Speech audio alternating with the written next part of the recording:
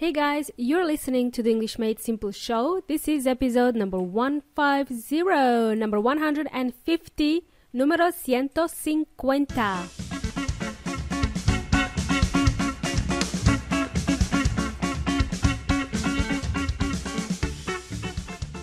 What? 150? Wow. Time flies. Yo, how's it going, everybody? What's shaking? Doing great? That's awesome. Glad to hear. Welcome to English Made Simple show. My name is Milena from EnglishMadeSimple.net, EnglishMadeSimple.net. And my friends call me, hey, Milena! Right. So I'm glad to hear you're doing well. That's amazing. That's awesome. I, on the other hand, I am battling hay fever ever since I arrived in Adelaide. I've been dealing with a really bad case of hay fever.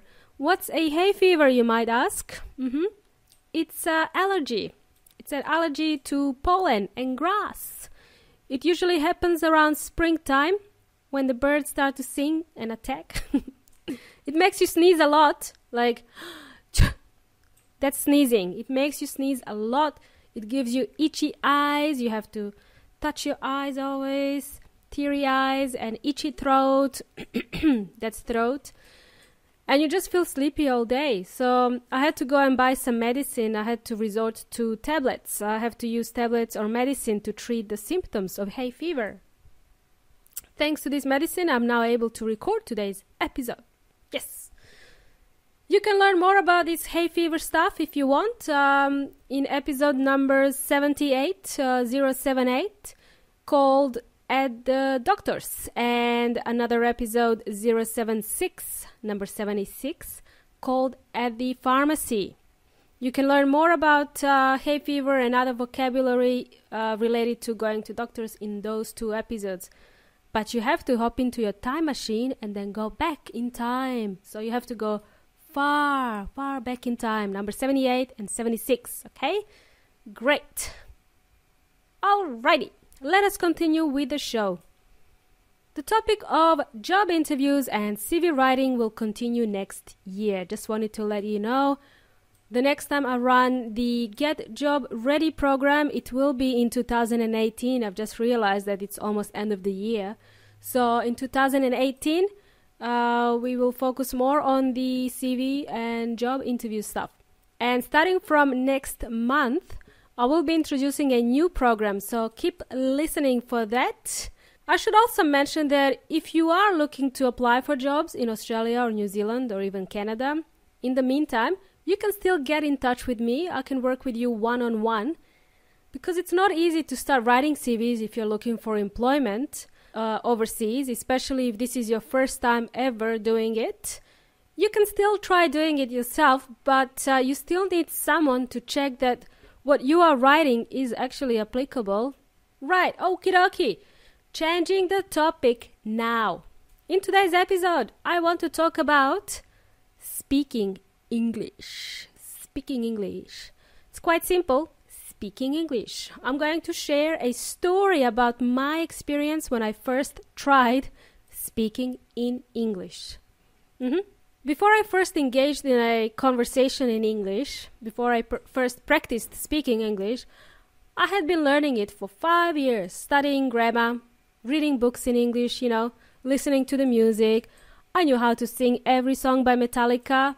I remember the lyrics to every song of theirs by heart. I memorized all the lyrics. I think kids nowadays, they learn English by listening to Justin Bieber, right? The world has changed a lot since my younger years. When I was learning all this English grammar, I couldn't read articles online, I couldn't go on the internet because the internet did not exist back then. Okay? I had to go to the library to borrow books. I still like to go to the library though. This is not a pity party, okay? This is not a sad episode, by the way. This is a happy one. It's a happy-sode. Okay, bad joke. Okay, so what I'm trying to say here is that all this learning and reading in English did not help me actually speak English. Every time I had tried to speak in English, I became paralyzed. paralyzed with fear, unable to articulate myself. I was stopping often. I was saying things like, a lot of ums, getting tongue-tied a lot, thinking about grammar rules every time I tried to make a sentence, mixing the tenses, past, present, conditional tense, forgetting about irregular, regular verbs. It was a real mess. It wasn't a pretty picture, that's what I can say. I was struggling to speak. I was asking myself, how come? How come I understand when someone speaks in English and I can also understand when I read in English, but I cannot speak it? How come, I say? I would get home feeling exhausted after an hour of trying to speak in English. It was mentally draining, mentally exhausted. I felt like I had a workout at the gym. I remember after a long day of trying to speak in English, I would come home to lie down and rest for a short period of time. Why was I feeling so tired? I wasn't lifting weights at the gym. I wasn't lifting anything heavy. You know the feeling I'm talking about, guys? I think some of you can relate, especially those of you who have to speak English at work, or the ones who recently moved overseas and need to speak in English every day with native speakers, even non-native speakers. I mean, you have to speak in English. Trying to do simple things like open a bank account or buy a train ticket, to go to work. All of a sudden, simple things you took for granted became a struggle, right? Am I right? Give me some virtual high fives if you think I'm right. Those of you who are experiencing this at this very moment, who are going through these embarrassing moments, you will agree with me. I'm sure you guys know what I'm talking about. But you know what, guys? Actually speaking is a skill. Just like listening to English and reading in English, speaking in English is a skill.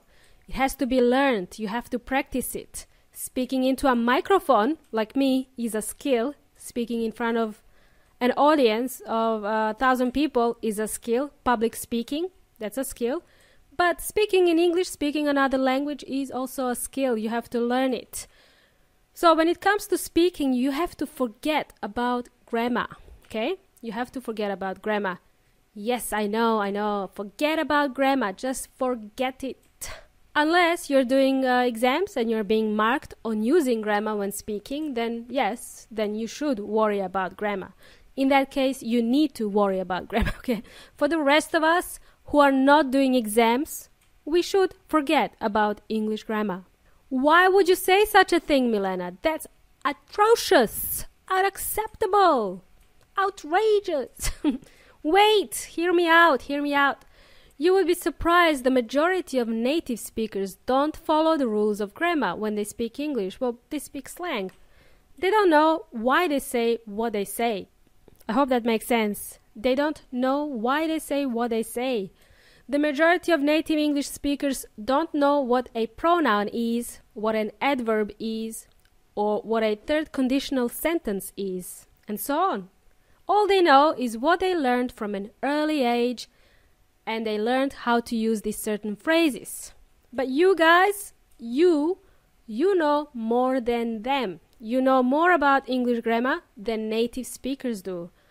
Because you're studying it, you're learning every detail, analyzing every detail of the English language. And there is nothing wrong with that. I'm not saying that that's wrong.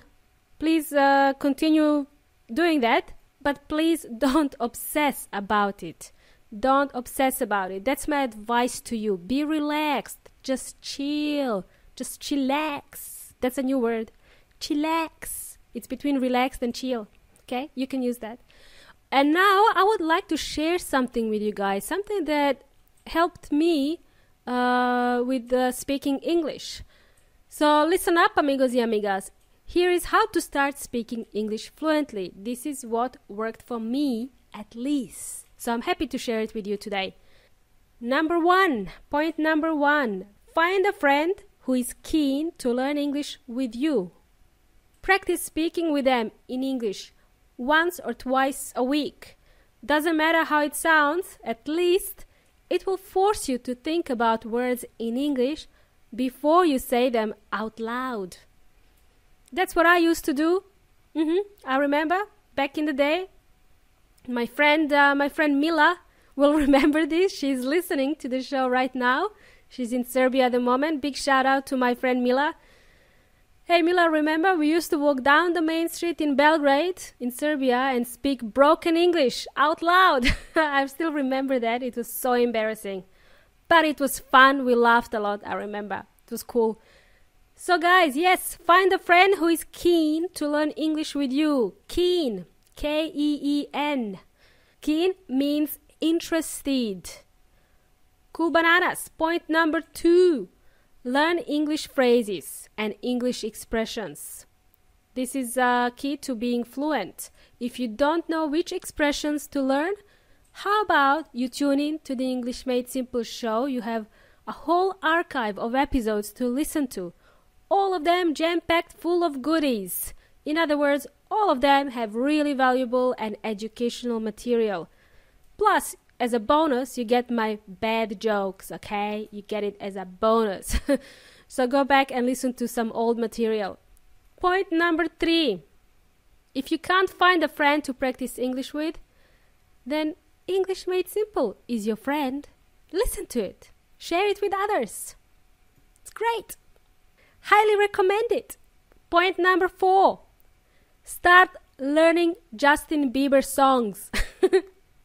He sings in a very simple English, except the song Despacito. Don't listen to Despacito. The version sang by Justin Bieber. It's not worth it. Point number 5. Listen to the next episode of English Made Simple.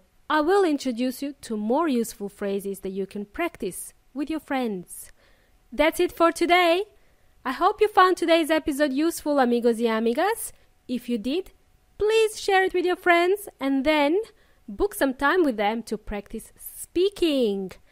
And here we are, amigos y amigas. It's been a pleasure. Thanks for joining me today. You've been jamming with Milena from English Made Simple. Until next time, hasta la próxima.